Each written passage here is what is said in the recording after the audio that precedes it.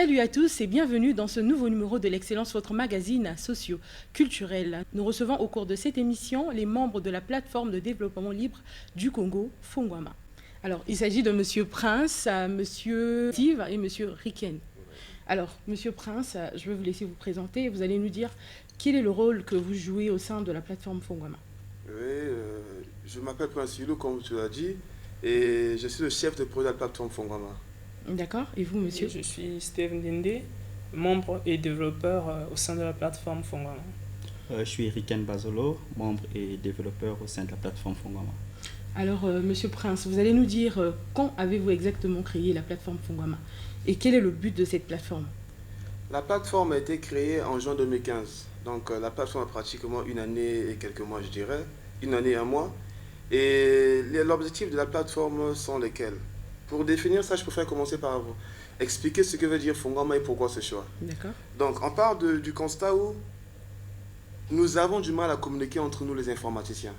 Et il fallait qu'on puisse mettre au point une plateforme qui permette aux gens de réfléchir ensemble sur des problèmes qui touchent la population ou le monde. Alors, quels sont ces problèmes? Et les problèmes que la population du monde, il y a la santé, il y a l'éducation, et il y a beaucoup de plaintes qui sont formulées. Si j'étais dans tel pays, il doit y avoir une application qui doit m'aider à faire tel problème. Et on se met dans la position où on ne se plaint plus, mais on apporte des solutions. D'accord. Et pour les apporter, on doit se mettre en communauté avec d'autres programmeurs, d'autres développeurs et avec tous les profils. Et ensemble, réfléchissons à ces problèmes-là. Les solutions que vous Oui. apportez au sein de votre plateforme, vous Oui. pouvez les énumérer, s'il vous plaît? Les solutions qu'on apporte au sein de la plateforme, je commencerai par dire que c'est des solutions libres. On fait la promotion de logiciels libres, c'est un des objectifs de la plateforme. Et ensuite, je dirais que jusqu'à présent, nous avons travaillé sur 2 applications sur la santé. Et c'est des applications pour la lutte contre le paludisme. Donc il y a EduPalu, qui est une application de lutte contre le paludisme, qui est d'information et d'éducation sur le paludisme. Et ensuite, il y a Donsipara, une application sur le diagnostic du paludisme. D'accord, donc vous allez nous Et- expliquer, Monsieur Steve, comment fonctionnent ces applications. Ok, on a Densipara, qui veut dire densité parasitaire, D'accord. qui est une application qui aide au diagnostic du paludisme. Mhm. C'est orienté laboratoire, donc ça aide les techniciens de laboratoire à diagnostiquer plus facilement le paludisme. Ça les aide dans leurs calculs. Mhm. Et il y a EduPalu, qui est une application sur l'éducation. Et ça aide également les populations à repérer facilement les pharmacies autour d'eux. Ah, donc quand vous parlez en termes de repérage des pharmacies, ça fonctionne avec le système GPS. Bien sûr. Alors, où avez-vous trouvé toutes ces données des pharmacies en ligne? Pour ces données de pharmacie, pour la première fois, on a eu Congo Télécom qui nous a D'accord. fourni une base de données des pharmacies. Et puis nous, on a pris le soin de faire la refonte de cette base de données, puisque c'est une base de données un peu antérieure. On a amené des mises à jour et puis on a dépêché quelques membres pour pouvoir descendre sur les terrains, récupérer des informations fiables sur les pharmacies pour pouvoir les intégrer au niveau de EduPalu pour permettre aux utilisateurs de remonter plus facilement les informations et avoir des numéros de téléphone par exemple et puis les informations qui en suivent. pour la Alors, pharmacie. pourquoi qualifiez-vous vos applications de libres? Pourquoi on les appelle libres? Le problème que l'on vit au Congo est le même qui est vécu en RDC, au Togo, en Afrique du Sud et en Inde. Le D'accord. paludisme, c'est partout, pour cet exemple. Et en développant une application qui est libre de droit, on donne l'opportunité aux développeurs du monde entier de reprendre le code source que nous avons créé et de faire la lutte ou la promotion d'un autre thème. Donc, c'est comme EduPalu, c'est une application d'éducation sur le paludisme, mais elle peut être aussi récréée et, je dirais, modifiée pour lutter contre la tuberculose, le diabète. Alors, qui peut modifier VIH. cette application? C'est Tout le monde. toutes les personnes qui sont capables de lire ce code et de le modifier. Donc, si je comprends bien, vos applications ne sont pas protégées par une licence. Voilà. Voilà. Alors, mais qu'est-ce que vous gagnez en faisant cela? En laissant l'application libre, Oui. c'est exactement l'esprit de Fongwama, être libre. De faire de telle sorte que ce sur quoi nous avons réfléchi et conçu puisse être utilisé dans le monde entier. Et dites-moi, qu'est-ce qui vous a vraiment motivé? Je voulais un peu compléter la réponse de mon cher ami Steve D'accord. dans l'esprit de Fongwama, qui veut dire rester ouvert. Donc on est plus ouvert sur nos produits, donc on laisse la possibilité au monde du développement d'avoir accès à notre produit, donc à modifier nos codes sources, comme a dit Prince Youlou, apporter une solution quelconque, donc en se basant par exemple sur EduPalu. Ils peuvent modifier notre EduPalu pour dire par exemple EduSida ou Edu autre phénomène. Alors s'il arrivait qu'on pirate vos applications, donc vous ne courez aucun risque de laisser ouvert vos applications? Je me pose cette question. L'avantage du logiciel libre, c'est que tout est libre. Ok. D'accord. Et lorsque quelque chose est libre, pourquoi aller pirater? Donc on ne peut pas pirater. Non, on peut pirater. Mais si on pirate, pourquoi ça sera piraté? Parce que le code est déjà disponible sur Internet. Donc le piratage servira à quoi? Donc ça servira à rien. Quelqu'un peut modifier les données comme il veut. Il peut modifier les données, recréer l'application, donner le nom qu'il veut. L'application, elle est disponible, on l'a créée, et je dirais qu'elle est sous licence GPL3. Et lorsqu'on la crée, on la met sur le Play Store. Et sur le Play Store, c'est Fongwama qui a mis sur le Play Store. Il n'y a que nous qui avons le droit de faire des mises à jour sur le Play Store. Parce que l'application qu'on a mis EduPalu nous appartient, je dirais, dans ce sens. Et ensuite, si d'autres personnes veulent s'approprier du code et recréer ce qu'ils veulent, ils vont le faire sous un autre nom, sous d'autres cieux. Mais est-ce que votre plateforme est ouverte à tout le monde ou bien vous avez des critères de sélection Bien pour sûr. être membre? La Comment ça se plateforme, passe? elle est ouverte, comme on a dit, Fongwama. Il n'y a aucun critère de sélection. Et les gens se disent, là-bas, il n'y a que des développeurs, non? Il y a même des apprentis, il y a des designers, il y a ceux qui font multimédia, il y a des juristes, donc il y a tout le monde. Ah, donc vous prenez déjà des gens qui sont qualifiés? Non, non, nous prenons tous les profils. Tous les profils, même quelqu'un qui ne connaît rien en informatique. Je réponds. En fait, qu'est-ce que ça veut dire communauté? C'est des gens qui se rassemblent. Et parmi les gens qui se rassemblent, on entend bien sûr avoir des personnes déjà qualifiées. Ah non, mais là, vous parlez maintenant de communauté. Tout à l'heure, on parlait de plateforme. Donc, vous allez nous expliquer quelle est la différence qui existe entre plateforme et communauté. Parce que tout à l'heure, on était sur la plateforme et vous parlez maintenant de communauté. Pourquoi communauté? Pourquoi communauté? Communauté, c'est un mot qu'on utilise beaucoup, qui est très courant. On parle des communautés dans les églises, on parle des communautés dans les assemblées, un peu partout. Et plateforme, c'est un terme assez technique pour le citoyen lambda. Et on s'est dit, c'était mieux pour nous de passer à communauté, c'est plus parlant en fait. Donc plateforme, c'est... Ça sera mis à côté et on parlera de communauté. Mais donc, les objectifs ne changent pas. Oui. C'est juste... le fond reste le même. C'est juste un choix de design. Alors tout à l'heure, vous ne m'avez pas répondu. Quelqu'un qui ne connaît rien en informatique, est-ce qu'il peut intégrer votre communauté, votre plateforme? Bien sûr, il doit certainement avoir des compétences sur quelque chose qui pourra aider la communauté. On veut former une communauté, donc un ensemble des personnes qui vont se mettre ensemble pour se battre, donc pour fournir ce qu'ils ont, pour faire évoluer une idée. Vous voyez, aujourd'hui dans la communauté, on n'a pas besoin que des développeurs. Comme on a dit tout à l'heure, on a aussi besoin des infographes, on a même besoin de ceux qui sont dans le multimédia, parce que aujourd'hui, on est dans le développement libre. On veut fournir des solutions pour la population. Parmi ces solutions, il n'y a pas que des solutions informatiques qu'on peut fournir. On peut faire des descentes pour donner des petites formations. Et puis après, il doit y avoir des reportages. Oui, parce qu'on peut faire des événements. Donc au sein de vous, il y a aussi des journalistes? Voilà pourquoi c'est une communauté. On en a besoin. Vous en avez besoin, mais vous n'avez pas encore de journalistes? On n'a pas encore de journalistes pour l'instant. On a besoin de tout le monde dans cette communauté pour, en fait, c'est Fongwama, quoi. On est ouvert d'esprit, on veut faire des choses nouvelles. Donc, alors, dans le cadre de la formation, qu'est-ce que vous avez déjà organisé? Est-ce que vous avez organisé des concours? Est-ce que vous envisagez organiser des formations au profit de quelle classe de personnes? Je dirais qu'on a organisé dernièrement un concours, on appelle ça un hackathon. Donc c'est un événement où on invite des développeurs à travailler sur des thèmes donnés. Et ça se passe entre 24 heures et 48 heures. Et on a organisé un hackathon qui s'était passé au sein de l'Ecolab. Donc c'est un incubateur de la place. Et ça a fait 24 heures. Donc les thèmes, c'était des thèmes sur la santé. Et au bout de l'hackathon, il y a 2 applications qui étaient, je dirais, abouties mais pas complètement terminées, qui seront disponibles sur l'App Store. On travaille dessus avec tous les participants. Alors ces applications, déjà si je peux anticiper les choses, serviront à quoi? Il y a une application sur la gestion des pharmacies.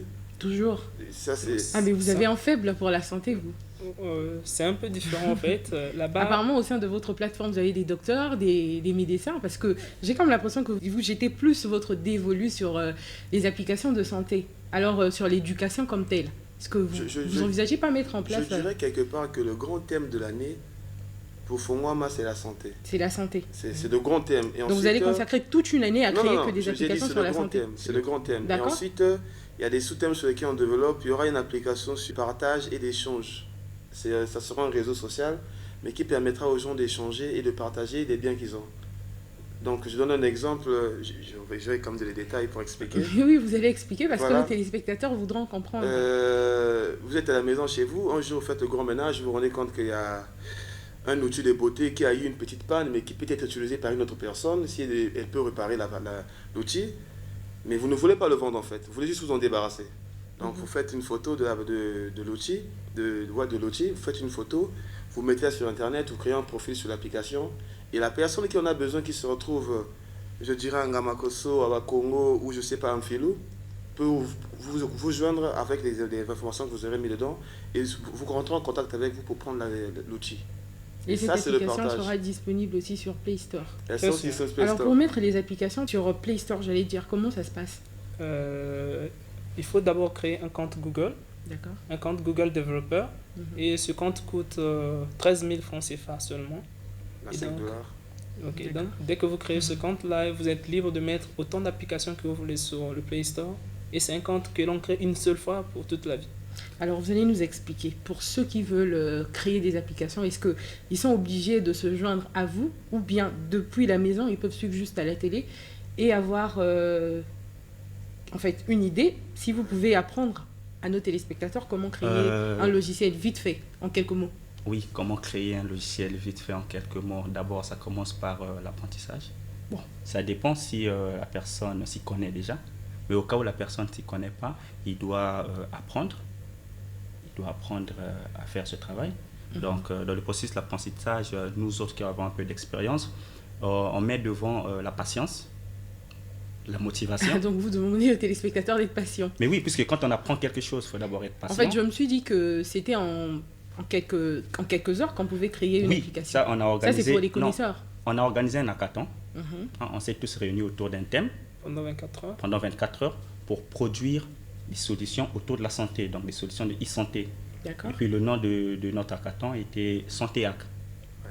Donc les développeurs qui étaient prêts à participer à cet hackathon, on a même eu 3 participants qui à peine 3 mois de développement, donc ils étaient en apprentissage à peine 3 mois. Ils nous ont surpris, ils sont sortis 3e. Donc c'est pour cela que je reviens sur ma réponse pour dire il y a la patience, il y a la motivation. Parce qu'aujourd'hui, je peux commencer à développer, ça fait une semaine, mais il y a un défi qui m'attend quelque part. Je me dis, bon, je serai en face des gens qui ont de l'expérience de 2 ans, 3 ans, mais moi, je suis motivé. Je participe et puis je montre de quoi je suis capable, je peux gagner. Alors là, vous parlez, ça c'est littérairement. Ouais. Et techniquement, Bon. quelques aspects. Comment faire pour créer un logiciel? On commence par quoi? Une application? Techniquement, pour créer un logiciel, il y a plusieurs technologies. Il faut d'abord être bien orienté. D'accord. Par exemple, je prendrai l'exemple, il y a 2 cas. Je peux parler des applications qu'on dit hybrides. Tu apprends le HTML, le C'est-à-dire CSS. Et là, c'est le langage de programmation ou de balisage. Hein. On utilise les termes là. Il y a le HTML et le CSS qui permet de modéliser, de donner la forme des applications. Et il y a le JavaScript qui permet de rendre l'application interactive. Donc, d'un côté, et de l'autre côté, nous avons le Java, le langage Java et Android. D'accord. Toutes ces applications, on les télécharge, on les trouve où? Une fois que vous créez votre application, vous créez un compte sur Google Play Store et vous la mettez. Et c'est disponible. En fait, tous ces langages qu'il a cités sont des langages qu'on apprend de la même manière qu'on apprend l'anglais ou le russe. Donc il faut connaître comment la grammaire du langage, comment on écrit, comment on crée une syntaxe, comment on écrit une fonction, comment ces choses-là se passent. Et c'est à partir de toutes ces connaissances-là qu'on est maintenant capable de créer une application. Voilà pourquoi on crée une communauté. Et dans cette communauté-là, je me dis, je veux apprendre à faire du développement Android. Il y a Fongwama qui est là, on est ouvert, c'est une communauté, on est ouvert. Mais vous êtes ouvert où? Est-ce que vous êtes ouvert via réseaux sociaux? Est-ce que vous avez des bureaux? Est-ce que vous avez un siège? On est disponible sur Internet, on a un compte sur Twitter, sur Facebook et on a un site web, fongwama.com. Donc, si on veut travailler avec vous, c'est sur Internet. Et voilà. Et ensuite, on a une adresse physique. Actuellement, nous sommes hébergés je dirais, à l'ex-QG de Caire, qui se trouve juste au plateau, sur l'avenue des Trois Martyrs, juste après Papagaz. Côté du C'est là Dakar. voilà, à côté de la pharmacie Daguerre. C'est là que nous sommes basés actuellement. Alors, je veux souligner un point. Ce qui m'a poussé à venir vers vous, Oui. c'est le fait que vous soyez, en fait, que vous ayez occupé la 2e place du concours Oui. RFI App Afrique. Oui. Parce que généralement, l'objectif de notre émission, c'est de dénicher les talents, d'aller vers les excellents, d'aller ceux qui émergent dans différents domaines. Donc, vous allez nous expliquer comment ça s'est passé. En pour fait, en arriver là. le concours RFI App Challenge, RFI Challenge App Afrique, c'était un concours organisé par RFI avec ses partenaires pour développer des applications autour de la e-santé, mais des applications de tout le sens, donc des sites web, des plateformes, des web applications, des applications Android et un peu toutes solutions informatiques. Et c'était juste au début on avait commencé à travailler sur Edupalu, on avait déjà une application qui était fonctionnelle sur Internet et on s'est dit pourquoi ne pas essayer. Donc on a soumis notre projet. Notre projet a été validé d'abord parmi les 10 et je dirais bien qu'on était étonnés en fait, sachant les conditions dans lesquelles nous travaillons et les espérances qu'on peut avoir à un moment donné. Et ensuite, de 10, on est passé à 3. Donc c'était 10 d'abord, et parti 10, et sélectionné 3. Et c'est 3 qui faisaient le voyage pour Dakar, qui allaient faire un proof of concept devant un jury. C'est-à-dire aller devant un jury, leur expliquer ce que fait l'application en détail, et interagir avec le jury, poseront des questions sur les détails de l'application. Donc on a fait le voyage pour Dakar, arrivé à Dakar, on est sorti 2e. En fait, je dirais, ce qui était intéressant dans ça, c'est que ça nous a montré que ce que nous faisons était porteur. Parce qu'on connaît les conditions desquelles nous travaillons, les coupures intermittentes d'électricité, à un moment donné l'Internet, on n'en parlera même plus encore. Et ça fait que lorsqu'on arrive à ce moment, à ce niveau dans l'Afrique, et être récompensé, ça nous a fait comprendre que nous faisons quelque chose de sérieux et qui est aussi respecté par d'autres personnes. Donc ça nous a donné plus de motivation à aller encore plus loin. D'accord. Et Steve, j'aimerais dire que nous avons été sélectionnés 2e avec l'application Edupalu. Ouais. Et une autre chose, c'est que l'application a été 2e. C'était l'unique application open source parmi les 600 et quelques projets présentés. 657 projets présentés à RFI App Afrique. Fongwam, l'application Edupalu était l'unique application libre. Ça montre que les Congolais ont la volonté d'aider, non seulement de s'aider eux-mêmes, mais d'aider également le monde. d'accord. Voilà pourquoi le 2e prix qu'on a eu nous a plus ouvert l'esprit, parce qu'on s'est dit, avec le peu qu'on avait, on a pu faire des grandes choses. Pourquoi pas informer, donc agrandir cette communauté, agrandir cette passion, demander aux autres Congolais de le faire. Parce que on vient à peine de prouver que avec les coupures d'électricité, avec des changements d'Internet, on peut se mettre devant notre ordinateur, développer une solution et convaincre pas seulement l'Afrique, mais tout le monde entier. Alors, après cette expérience, comment vous vous sentez ? C'était une belle expérience. Nous nous sentons plus ouverts. On a fait de nouvelles rencontres à Dakar et je trouve que la communauté s'est agrandie et on est cité dans plusieurs magazines internationaux.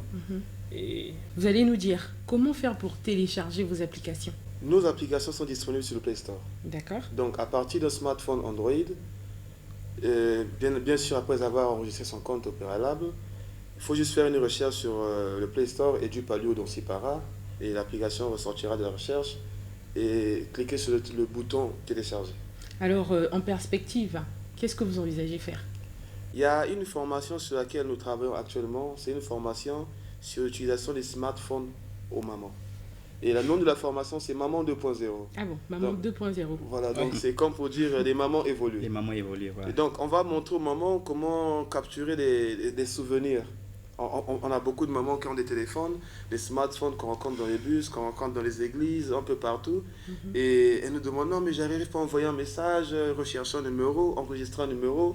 C'est basique qui font que les smartphones deviennent plus intéressants, on ne le connaissent pas. Mais pourtant, elles sont détenteurs de téléphones. Et nous, ce qu'on veut faire, c'est leur apprendre comment enregistrer un numéro, rechercher un numéro dans le smartphone, faire des captures, capturer des événements, donc prendre des photos, filmer, et tous ces basiques-là.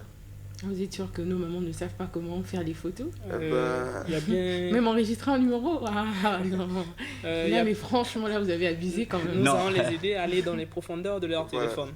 Ça, Voilà. c'était juste D'aller des sur WhatsApp, bien Voilà. sûr, sur Facebook. se connecter à Voilà, Internet. Et puis Donc- télécharger aussi nos solutions pour qu'ils puissent utiliser. Par exemple, EduPalu, une maman qui a EduPalu, qui utilise EduPalu, peut prévenir la maladie au niveau de son enfant. Et les formations vont se dérouler où? Les formations, je dirais qu'en projet pilote, parce que d'autres diront que pourquoi les jeunes filles ont été délaissées ou les jeunes garçons, on va commencer avec des églises. Donc on va sélectionner, je dirais, 4 paroisses. Et au niveau de ces 4 paroisses, on tiendra des formations qui seront les samedis après-midi. On travaille encore sur le détail, donc je n'irai pas à fond et ça se passera dans les paroisses. Et en parlant de projets, à part Maman 2.0, nous avons d'autres projets comme l'application qu'on a énoncée sous le partage. Et on a toujours dans le terme de la santé 2 autres applications qui sont en cours de développement. Il y a Micropalu et Remonte Palu. Voilà. D'accord. Alors, on s'approche vers la fin de notre émission. Est-ce que vous avez un dernier mot? Bon, je m'adresse directement aux téléspectateurs, surtout au monde du développement, que Fongwama est là. Nous sommes ouverts. On est là pour apporter des solutions pour le grand public, pour la population, je veux dire. Et puis, pour apporter ces solutions, on a besoin des talents, donc des développeurs qui vont être là pour motiver aussi les autres.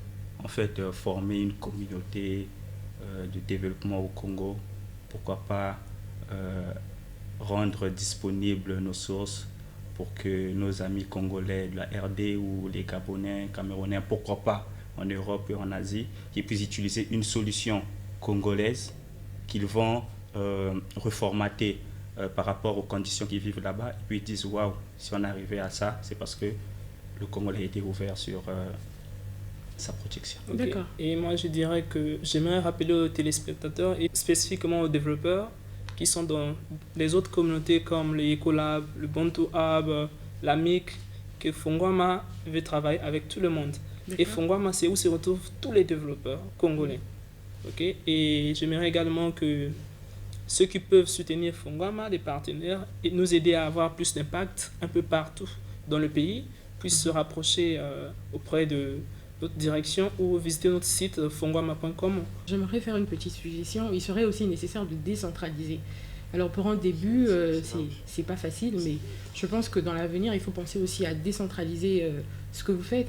Donc pas seulement se limiter à Brazzaville, aller aussi dans d'autres départements. Je dirais, actuellement, j'ai une discussion avec certains développeurs et des personnes qui sont déjà intéressées par ce que nous faisons à Pointe-Noire. Et nous sommes en train de voir comment on pourrait interagir avec eux et descendre à Pointe-Noire, organiser un concours comme celui qu'on a fait à Brazzaville, et à partir de ce concours, dénicher des talents, et ensuite monter une communauté qui va représenter Fongwama à Pointe-Noire. Parce que notre objectif, vraiment sur le grand terme, c'est qu'on puisse avoir des gens qui se rencontrent d'une manière indépendante, mais qui travaillent ensemble sur des solutions. D'accord. Parce qu'il y a beaucoup de gens qui ont fait développement dans les écoles, mais à la fin, par faute d'emploi, ou par, je dirais, faute de manque d'objectifs pour certains, ils sont arrêtés à faire du Microsoft Word. Et c'est pas intéressant parce que lorsque tu as fait 2 ans à 3 ans dans une école de formation et que vous êtes détenteur d'un BTS ou d'une licence et que vous terminez soit dans une cabine ou dans un cyber en train de faire des saisies, c'est quand même choquant et c'est une perte pour le Congo. Donc notre objectif est de mettre tous ces profils ensemble et de travailler. Et ça doit se faire dans tout le Congo. Donc pour l'instant, nous sommes à Brazzaville, nous essayons de créer des communautés un peu partout dans tous les arrondissements. Et ensuite, on passera à Pointe-Noire, Dolezi, Oyo et pourquoi pas un jour à Madjingo, à Kayi et autres. D'accord. Et je vous dis merci pour votre disponibilité. Merci. Merci beaucoup. Voilà, chers téléspectateurs, ainsi s'achève cette émission. Merci de l'avoir suivi. Au revoir.